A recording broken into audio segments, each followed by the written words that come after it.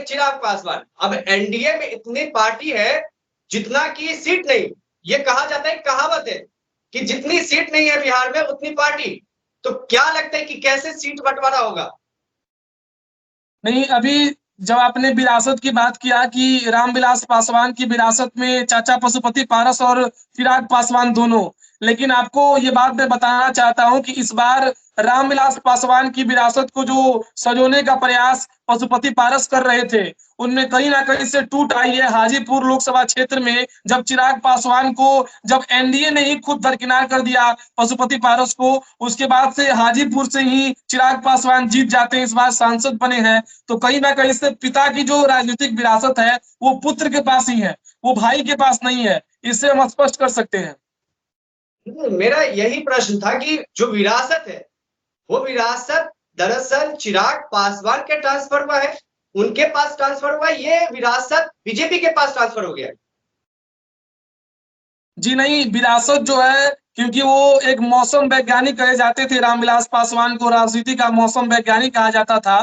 तो रामविलास पासवान वैसे सभी पार्टियों के साथ रहे हैं और उनकी सभी पार्टियों के साथ चर्चाएं भी रही हैं, लेकिन रामविलास पासवान का अपना, उनकी पार्टी का एक अपना वोट बैंक है जो उन्हीं को पसंद करता है, ना कि भारतीय जनता पार्टी को। तो सीधे सीधे चिराग पासवान के पास भी जो वोट बैंक इस समय है वो उनकी पार्टी को देखकर है, कहीं ना कहीं से जातीय समीकरण को देखकर है। इसीलिए चिराग पासवान को हाजीपुर से भी कोई दिक्कत नहीं हुआ पिता के न रहने के बाद भी जीतने में।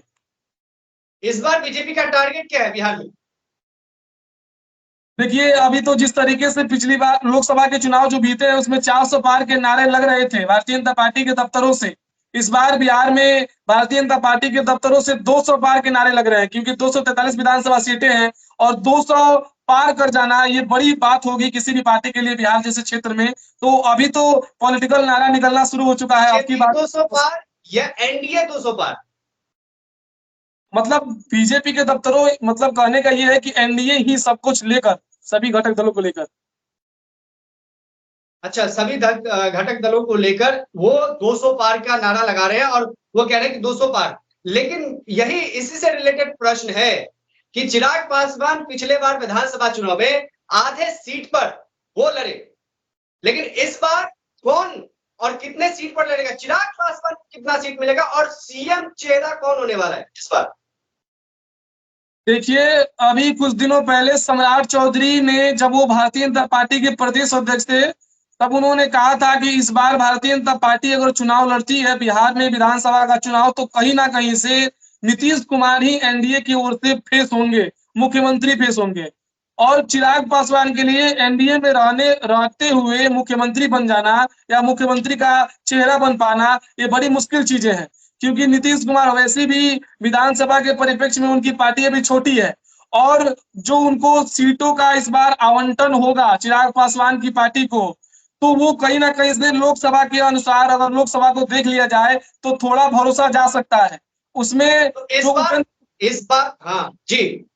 जो उपेंद्र कुशवाहा की पार्टी है वो उसको कम सीटें मिल सकती है इस बार, और वो कहीं ना कहीं से उसकी जो सीटें हैं वो चिराग पासवान की पार्टी को ट्रांसफर हो सकती है, या फिर जीतन राम मांझी की जो हिंदुस्तान अवाम मोर्चा है उसकी जो सीटें मिलनी है उसमें से कुछ कट के चिराग पासवान के साथ जा सकता है, क्योंकि लोकसभा के चुनाव में 6 सीटों का जीतना, 5 सीट शायद दिया गया था, 5 सीटों में 5 जीते हैं, आउट ऑफ 5 लाए हैं। तो कहीं ना कहीं से अच्छा किए हैं, तो इसको देखकर जो राष्ट्रीय वो चीजें हैं वो सब होगा। विरासत तो वैसे जनता तय करती है और इस लोकसभा चुनाव में हमने देखा भी। लेकिन पशुपति पारस, जिसको लगता है कि ऐसे मनाया गया कि उनको राज्यपाल दिया जाए, राज्यपाल की कुर्सी दी जाएगी, या कुछ ऐसा है कि विधानसभा चुनाव में कुछ ज्यादा सीट देकर मनाया जाएगा। तो इस बार पशुपति पारस को आप कहां देखते हैं बिहार में, बिहार विधानसभा चुनाव में चिराग पासवान के परिप्रेक्ष्य में? देखिए, पशुपति पारस की बात किया जाए तो मेरा पर्सनल अनुभव ये है कि उनके एनडीए में रहने या ना रहने से कोई ज्यादा फर्क पड़ने वाला नहीं है, क्योंकि उनका बहुत बड़ा वर्चस्व नहीं है। वो अगर वोट बैंक की बात करें तो जब से चिराग पासवान को ही युवा है और उनको लोग पसंद कर रहे हैं, उनकी जाति, और वो तो ऐसे कहते हैं कि किसी भी जाति को लेकर वो राजनीति नहीं करते हैं, लेकिन कहीं ना कहीं से उनके जो कोर वोटर्स हैं उनके पार्टी के, वो चिराग पासवान को देखकर ही सब कुछ करते हैं। तो पशुपति